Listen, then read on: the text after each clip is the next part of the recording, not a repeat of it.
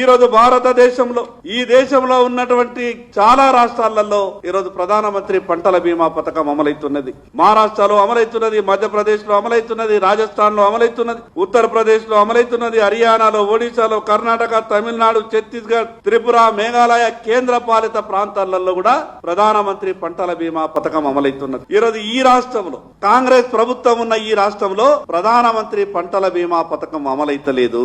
తెలంగాణ రాష్ట్ర రైతులందరి తరపున వ్యవసాయ శాఖ మంత్రి గారికి విజ్ఞప్తి చేస్తాం, రాష్ట్ర ముఖ్యమంత్రి గారికి విజ్ఞప్తి చేస్తాం, సంబంధిత అధికారులకు కూడా విజ్ఞప్తి చేస్తాం. అయినా కూడా ఈ రాష్ట్ర ప్రభుత్వం స్పందిస్తలేదు. ఈ రోజు గొప్పగా మాట్లాడతారు కాంగ్రెస్ పార్టీలు, మాది రైతు ప్రభుత్వం, మాది రైతు ప్రభుత్వం అని. నిజంగా ఈ కాంగ్రెస్ ప్రభుత్వం రైతు ప్రభుత్వం అయితే ఒక 1500 నుంచి 2000 కోట్ల రూపాయలు ప్రీమియం కడితే 25,000 నుంచి 30,000 కోట్ల రూపాయలు రైతులకు నష్టం జరిగితే రైతుల ఖాతాలలో పడతాయి. ఎకరానికి పత్తి పండించేటటువంటి రైతుకు నష్టపోతే 40 నుంచి 45,000 రూపాయలు ప్రతి ఎకరాకు రైతు ఖాతాలలో ఈరోజు ప్రధానమంత్రి ఫసల్ బీమా పథకం ఉంటే డబ్బు పడేటటువంటి అవకాశం ఉండే. ఒక పక్కకు చెప్తున్నారు ఎల్నినో ప్రభావం ఉన్నది, కరువు వచ్చే అవకాశం ఉన్నది, పంటలు పండే అవకాశం లేవని. ఈ సీజన్ ఈ సంవత్సరం అయితే రైతుకు చాలా పెద్ద మొత్తంలో లాభం జరుగుతుండే.